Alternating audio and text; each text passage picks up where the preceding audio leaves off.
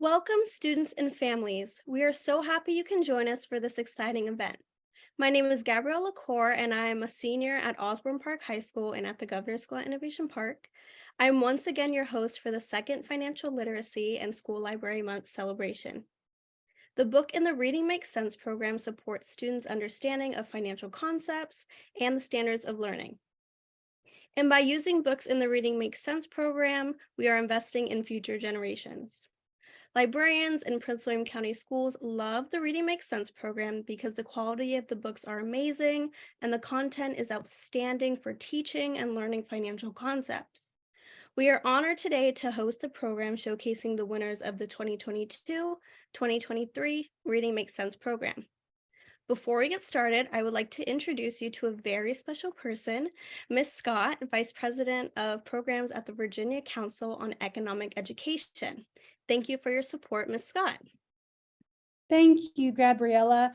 Again, my name is Kate Scott. I am the Vice President of Programs at the Virginia Council on Economic Education and the current Acting Associate Director of the George Mason University Center for Economic Education. Prior to my time there, I was a classroom teacher. And this program, Reading Makes Sense, which is made possible through the Virginia Council on Economic Education's partnership with Virginia 529, is a premier program that I think might be my favorite. Don't tell anyone. This program is in its 9th year, and each year, Miss Lynn Stover, who coordinates the program, picks 3 books that are going to be premiered for and featured for students so that they can learn, whether they're in kindergarten through now middle school, financial concepts through the eyes of storybook characters. With economics, everything's about decisions and watching these characters make decisions and learning the consequences of those decisions that lie in the future help bring alive the work that we do in economic education and in English language literacy. So it is a pleasure and an honor that we are able to partner tonight in this program. Gabriella, back to you. Thank you, Ms. Scott. Today, we're pleased to have with us Doreen Rappaport, author of Wilma's Way Home, The Life of Wilma Mankiller, and Miss Mealey, author of Sloth and Squirrel in a Pickle. And now for our first guest, Miss Doreen Rappaport. Welcome. Well, welcome, and I can't tell you how happy I am. I feel like I can see some of you, at least in my dreams, though you're looking right at my face. I can't see your face, but I know you're there.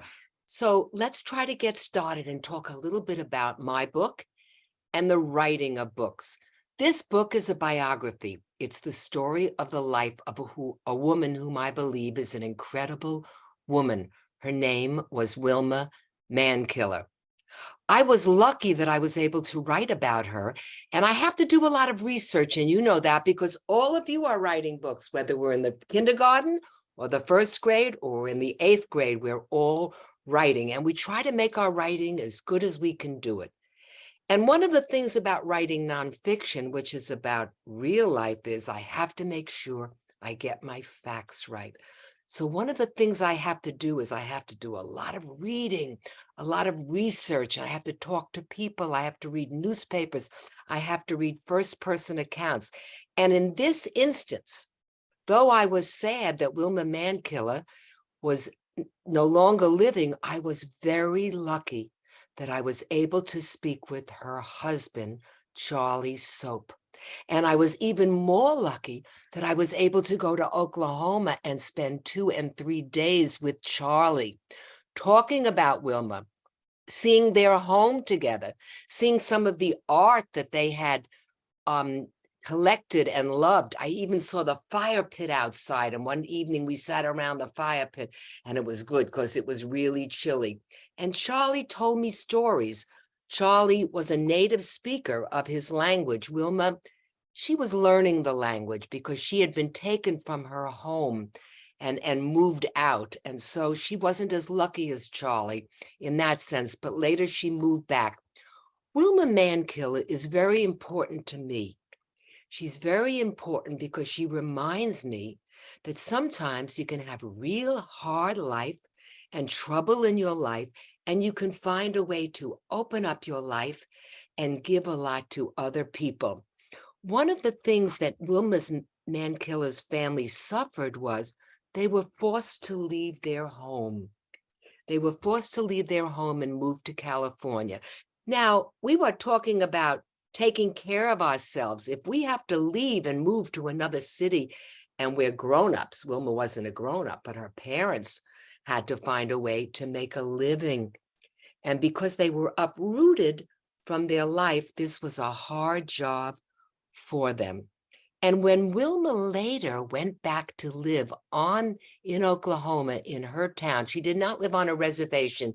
In Oklahoma, they do not have reservations. She went back to her community. One of the things she decided was she wanted to help her community. She wanted to see if there were things that people wanted in their life, and maybe she could help them get these people. So she and Charlie Soap went to visit one of the communities, and she talked with the people about what they thought. She listened to them. She didn't go and tell them what she thought they should do. She listened to them and she asked questions. And she said, what is it that you think you need to help make your life better so that you can earn some more money, you can take care of yourself and your family? And they talked and talked and talked. And after about a year, they decided they needed one thing very much. They needed water. They did not have a water system. They could not just turn on the faucet in their house like you and I do, whether it's in the bathroom, in the kitchen, whatever. And they put in, and they did it themselves. They didn't have anybody come in and dig it out for them and lay the pipes. They did it themselves. And when they did it and finished it, they felt great about themselves and their power. I am very interested in how we can all make ourselves feel powerful. For me, being powerful is writing a book and being able to write the book and go over it and change the words and make it better and better. And for Wilma, the empowerment for these people was to build this water system so they could make this available and make their life easier. And later, when Wilma became the first woman chief of the Cherokee Nation, here is a picture of Wilma from my book. And this book was illustrated by Linda Kukuk, and she is a Cherokee and a Choctaw Indian. So she understands this world very much. She did go to visit Charlie Soap too and talk to him about his life with Wilma and what she was like. And if you notice the flowers that are in back and the bird and the bees, these are all things that Linda, the illustrator, added to the book. I'm not an illustrator. I do the words. That's hard enough for me. I am not a good illustrator or a drawer. I have enough trouble being a writer. You know, we can't be good at everything, but we can work hard to be good at something. So after Wilma finished helping her community, she decided that she wanted to be the chief. She wanted to run, and she thought she had many ideas of how she could help her people. I want to tell you, it wasn't so easy to get elected. I hate to say this, but a lot of the men in the tribe did not want Wilma to be the leader. But she went and she talked to people. She told them what she was going to do. She went to their homes. She gave speeches. And when the election was held, she won and became the first woman chief of the Cherokee Nation. And then what did she do? She said, I was listening for a year to what people in one community needed. Now I think I know there are a lot of things we need to make our life better. We need to get jobs for people. So she built houses for people. She built a healthcare center for people. She didn't build it herself. I mean, she had people build it. She hired people to work there. She had childcare, people to take care of the children in their families so they could go out and work. Wilma's whole life was what we call public service, taking care of, your parents take care of you. Wilma was taking care of a lot of people in her nation, her Cherokee nation. And she just did it with great grace. And she was very loved. And I understand she was very loving. And I'm really sorry I never got a chance to meet her. Now, I want to talk a little bit about writing the book. Talked about what Wilma did to make her life better, to make her community have more work so that they could earn money, so that they could take care of their kids and have food and clothing and do things they wanted to do. Well, to write this book, I have to work awfully hard.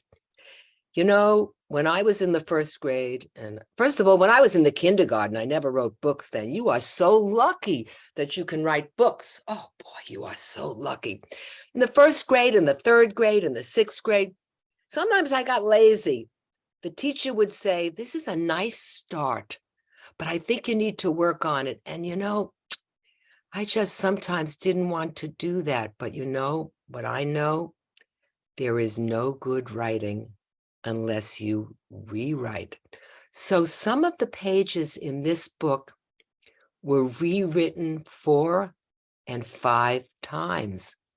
And some of the sentences in the book were written 4 and 5 times. And I'm sure the other author would agree with me, even though she writes completely different books than I do, that this is what writers are always doing. The same way Wilma was working to better things for her community, I am working to give you books that I think are important about people I believe that I admire, and I think maybe you will admire. And I want to make the books the best way I can.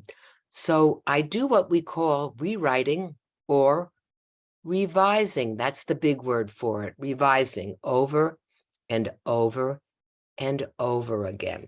And I get a lot of help. I get help from an editor. An editor's like a teacher, but I don't have to listen to the editor. And you know what I usually find out?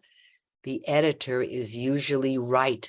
Because sometimes I write a sentence and I worked on it so hard. And then I think this is a great sentence. I think it's perfect. In fact, I think I'm so smart. And then the editor reads the sentence and the editor says, I think you can make the sentence better. And for a minute, I feel a little bad. And I'm sorry, my phone is ringing. You'll have to forgive me. I feel a little bit bad and disappointed that it's not really right. But when the editor gives suggestions, I listen and I think about, is that a good suggestion? And I usually find out the suggestion is very, very helpful. And that's what my life is like, being a writer, the way Wilma's life was like being a leader, and she had to talk to people and she had to figure out what she could do. So I want to just read you a couple of pages from the book that mean a lot to me. Okay, 1 second. Whoops. This is a part about Wilma going back to this community of 350 people called Bell. Wilma and her co-organizer, Charlie Soap, went to Bell, a community of 350 people. Jobs there were few. Homes were run down. Almost no houses had running water. Wilma saw that in Bell, these Cherokee people had survived through gaduchi, by helping each other. Gaduchi is a word in which people say, I'm going to help you. We are interdependent. That's a big word, but it's a great word. Hunters shared their meat. Young people cut wood to heat elders' houses. Wilma and Charlie believed that the Cherokee people of the community of Bell knew best what they needed to do to better their lives. For a year, they met with them and listened to them to map out what they should do first. The Cherokees wanted running water. And then I included a quote from Wilma. I found her words and I used them in my book. She said, I had an abiding faith in the ability of Cherokee people to solve their own problems. And that's what made these people feel that they were powerful. And I feel powerful when I write a book and I listen to the editor and I listen to my own words. And I don't worry that I don't get it right the first time, but I keep going over it and over it until I get it right. Are there any questions that you would like to ask me about my book or about writing? Thank you, Doreen Rappaport. It was an amazing presentation. And considering about what you said about Wilma Mankiller, the sense of community is such an important value to have. I know that now today, a lot of things are polarized and people seem more individualistic than ever. Having the sense of community is such an important thing to hold near and dear to your heart, whether it's Wilma Mankiller building all these important infrastructures such as pipes for running water or hospitals or schools, and she could not do it alone, the same way that you can't write the book alone or you couldn't and you needed an editor. Being dependent and being interdependent, like you said, with others and having a safe sense of community is such an important thing to have, especially nowadays. As for questions, we have a few. On a more personal note, what was the most difficult part about writing your book? The most difficult part was I am writing about Cherokee person. I am not a Cherokee person. I am a white Jewish woman. So when I write about somebody whose life is different from mine, from a different culture, I have to understand what that culture and that world is about, which is why I went to meet Charlie Soap and talk to him.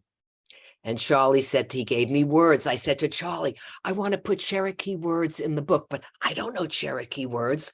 And he said, I will give you them. And Charlie even gave me pronunciations of these words. The pronunciations aren't perfect. Even Charlie said it because it's very hard to translate the sounds of Cherokee language and whatever.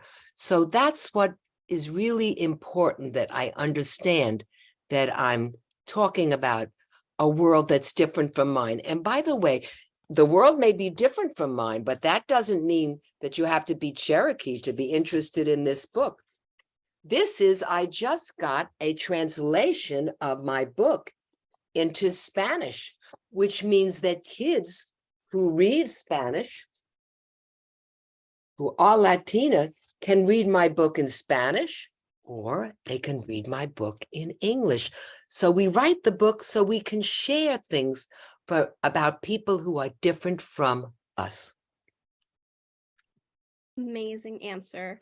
And talking about kind of sharing stories, whether it's your own personal or whether it's other people's stories who might not have had the chance to be vocal. Did you always want to be a writer? What was your inspiration? No, I wanted to be, and I know I don't see you, and I'm so glad I don't see you, because when I say this, I am praying you're not going to laugh at me. I wanted to be, and I still want to be. And who knows, I might be a pop singer.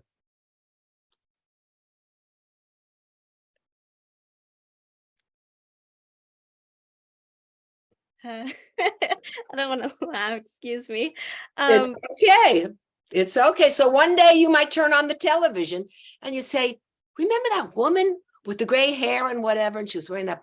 She's wearing a very slinky dress and she's got these earrings hanging down and she is singing. You're never too old to do anything. Of course. Thank you. Next, we have Miss Mealey. Thank you for being with us today. Welcome. Hello, thank you for having me, Miss La Cour. What a wonderful host you've been. And Doreen, how wonderful it was to learn about Wilma Mankiller from you. I want to thank you all for being here, families and students, and the Prince William County Schools, the Virginia 529 program, and the Reading Makes Sense program. I'm going to talk a little bit more about being a picture book author. And one thing that I want to share is that authors who write the words for the books try to dream up characters or situations that are really visually interesting so that someone wants to pull your book off the shelf and see what it's about. And the first book I wrote is called When a Tree Grows, and it's about a moose and a squirrel who's on top of him. And the reason I wrote this book was because I thought it was really interesting that they had different sizes. The moose was really big. The squirrel was really small. They could get into some interesting situations, and it would be fun for an illustrator to draw the pictures.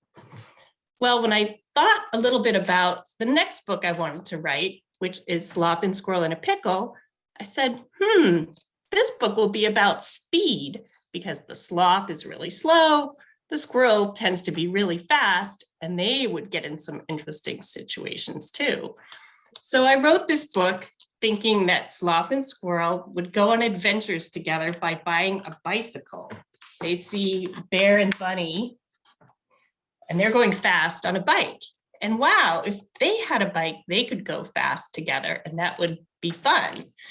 So the story for me centered around unlikely friendships and how we can cooperate and do things together. But then as it all came together and the book was recognized for its financial literacy message because Sloth and Squirrel got jobs packing pickles in order to buy that bicycle that they wanted, I said, I hadn't thought about that because to me, of course, Sloth and Squirrel would have to earn the money for the bike they wanted. That's the way you get things that you want. And it's because where and when I grew up in a very rural setting, we didn't have sidewalks. I couldn't see another house from where I lived. So I couldn't put a lemonade stand on the sidewalk. There wasn't one. I couldn't deliver newspapers because our houses were really far apart. I could maybe walk to my neighbor's house, but it would take me 5 minutes, 10 minutes. I couldn't walk dogs because people didn't walk dogs. They just took their dogs out into the woods to run around. So there weren't a lot of jobs for a young girl like me to have. I did get an allowance for doing chores like hanging out laundry on the clothesline or making my bed, drying dishes, things like that. So to earn money besides my allowance, I had to find a really creative way to do that. And one thing that everyone had in our area was a garden in the summertime. And so my jobs were weeding gardens, and I had a job which was knocking beetles off of plants, tomato plants, and bean plants, into a little can of soapy water. So I would go up and down the rows of plants with a little can of soapy water and a stick. And for every insect that I knocked into the soapy water, I got a penny. So after I had knocked 100 bugs into the soapy water, I got $1. And that felt like a huge amount of money to me. And I saved my dollars. At the end of the summer, I bought myself books because going to the library was something that I wasn't able to do as often as I wanted to. And I bought copies of Grimm's fairy tales and Andersen's fairy tales, and I read those books over and over and over. They were my favorite kinds of stories to read. So that was how what I wanted was books, and that's how I earned money for books. Later on, I had jobs that weren't paid at all. In food service, I was a school crossing guard, I was a pet sitter. These are all jobs that I didn't get paid for, but I got good experience and I got references from people that I had worked for and said I did a good job, so that when I did want a paying job, I was able to get them to say that I was responsible and turned up on time and did my work well and listened carefully. So all good skills for getting paying jobs, which were things like babysitting. I worked in a bank, I worked in a department store, and that money, which was more than the $1 I was getting for the insects, I saved for college. So that sort of ties back to the Reading Makes Sense program and the importance of starting small and learning how to save money for really big goals, like going to college or buying a house, buying a car, something that's really important and will help you get ahead in life. So that's what I wanted to share about Sloth and Squirrel in a Pickle, and to let you know that I'm working on a sequel to this book. So there'll be more news from Sloth and Squirrel that's about spending and saving money, and they'll get into more adventures together. And I hope you will all enjoy reading about that book when it comes in a couple of years, because it's a long process to get a book published, as I'm sure Doreen can tell us too. So that's what I have to share with you today, but if you have any questions, I'd be happy to answer them. Thank you, Ms. Mealey, for the amazing presentation. Talking about income and earned income and getting some sort of allowance, it's very important for even elementary school kids and middle school kids to start thinking about that and saving up for college, what types of funds, even retirement, especially at my age at 18, being able to have an earned income and getting a job later in life. It might be coming very soon. 4 years is a very short amount of time, and being able to kind of jump off of that and go from an earned income to budgeting and savings and a much more wide range of topics, economic topics and financial topics. So as for questions, what do you think is the most rewarding part about being a writer, especially for children's books? Well, for me, there's nothing more rewarding than hearing from a parent or a student that they really liked your book. They've read it over and over. It made them laugh, and that they really got turned on to the process of reading and sharing books and talking about books. Not every book is for every person, but when you find that perfect right book and it makes a connection with you, you'll remember it forever. I know that one of my very first books that I loved, picture books, was Crichter.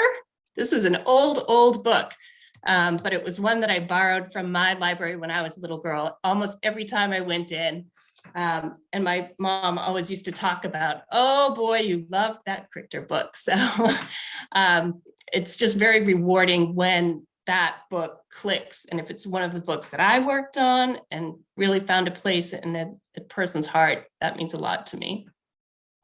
Thank you. And as for your childhood anecdotes and your stories that you have, what do you think is the best advice you have for students today in 2023? That's a great question. Thank you. I think be open to looking at a lot of different books and sources for your information. Talk to your school librarian. There's a plug for your library. They are the smartest people I know. And no matter what you want to learn about or have a question about or need to borrow, talk to your librarians, and they will be the resource that connects you with what you're looking for. They are amazing, amazing people. Thank you. So I want to say thank you to Ms. Scott, Doreen Rappaport, and Ms. Mealey. It looks like we're out of time for today. So we'll go ahead and bring this session to a close. And I would like to introduce Ms. Agee. What a presentation. I hope you all learned something new. Thank you for an incredible program. My name is Mrs. Agee, Supervisor of Library Media Programs and Research. I want to personally thank Ms. La Cour for hosting this event today. I am so proud and honored that she accepted this invitation. She's a senior. She's now ready to embark on a new chapter in her life. And with the global skills and knowledge that she has obtained in PWCS, she is ready to continue her educational career with teaching and learning and participate in a civic community. Thank you again, Ms. La Cour. What great connections you were able to make with this program. And we have talked about personal finance and the importance of it in everyone's life. Thank you to our guests, Doreen Rappaport and Ms. Mealey. Thank you so much. Congratulations on your acceptance as the Reading Makes Sense award-winning books.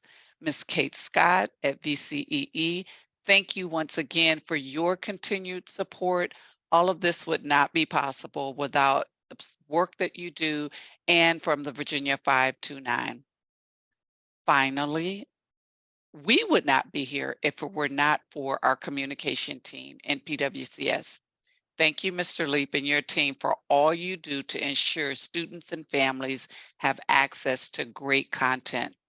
Elementary students, be sure to visit your school library for more information about the Reading Makes Sense program. Families, we know education prepares our students for higher education, the military and/or the workforce, and financial literacy is a valuable skill set that transcends every aspect of our life. It is paramount we support this learning at every age. Thank you all again for joining us. Happy reading.